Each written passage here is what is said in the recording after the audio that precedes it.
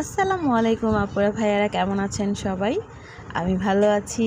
আজকে চলে আসলাম আমার একটা নতুন ব্লগ নিয়ে। কোথায় যাচ্ছি, কি করছি আপনাদের সাথে শেয়ার করছি, জাস্ট এতটুকুই। তো শুক্রবার সকাল ঘর থেকে বের হয়ে গেলাম। বের হয়ে চলে গেলাম আমার গন্তব্যস্থান, যেখানে যেতে হবে প্রথমেই। সেটা হচ্ছে ব্যাংক, সরি ব্যাংক না, এটা হচ্ছে এটিএম বুথে গিয়ে আমার টাকা তুলতে হবে আগে, এরপর হচ্ছে যাবতীয় কার্যকর্ম চালু করতে হবে। তো প্রথমে চলে যাচ্ছি আগে বুথে। এই তো চলে আসছি আমি বুথে। তো এখান থেকে টাকা তুলে চলে গেলাম একদম মিরপুর 11 আপনার বাজার যেটাকে বলা হয়, সেখানে আমার দুটো চায়ের কাপ খুব ইমার্জেন্সি দরকার ছিল।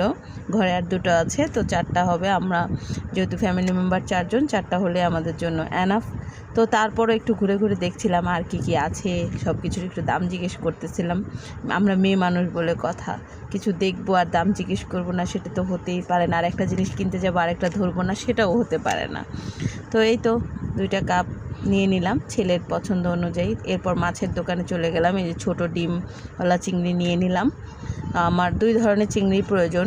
এই যে বড় চিংড়িটা, এটাও নিয়ে নিলাম।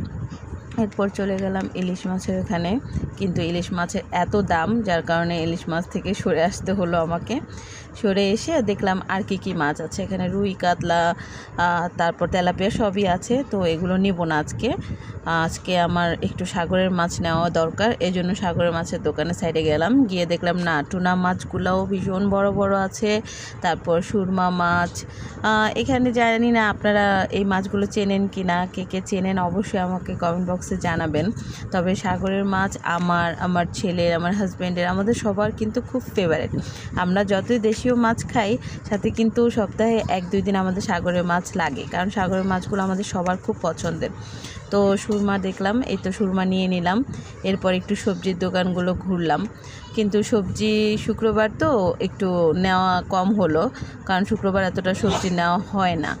তারপর চলে গেলাম যে আমার হাজব্যান্ডের জন্য কিছু বিস্কিট নিতে হবে, ছেলের জন্য কিছু বিস্কিট নিতে হবে, এগুলো সব নিলাম। এবং কিছু পাস্তা নিলাম, মানে ঘরের জন্য এই দোকানটা বেস্ট এগুলো কেনাকাটার জন্য। সাথে যে আরেকটা দোকান আছে, তো আমি ভাইয়া থেকেই নিই সবসময়, যেন তার থেকেই নিলাম। এরপর আবার রিকশায় উঠে গেলাম, যেহেতু এখন আমাকে আবার বাসায় ফিরতে হবে, সেহেতু নিজের গন্তব্যস্থানে যাওয়ার জন্য প্রস্তুতি নিয়ে নিলাম। আর এই জায়গাটা গেলে কেন জানি মানে বুকটা মোচড় দিয়ে ওঠে খুব, কারণ এটা আমার অতি পরিচিত, অতি প্রিয় একটা জায়গা। যেখানটা থেকে চলে আসছি খুব খারাপ লাগে। এখন আমি এখানে থাকি না, এখান থেকে একটু দূরে থাকি, বাট এখানে গেলেই না মনটা যেন কেমন যেন হয়ে যায়, খুব খারাপ লাগে। তারপরও যেহেতু আমরা মেয়ে মানুষ, হাজব্যান্ড যেখানে নিয়ে রাখবে আমাদেরকে সেখানেই থাকতে হবে। তো এই ছিল আমার আজকের দিনের বাজারের সিনারি। ওকে, আল্লাহ হাফেজ।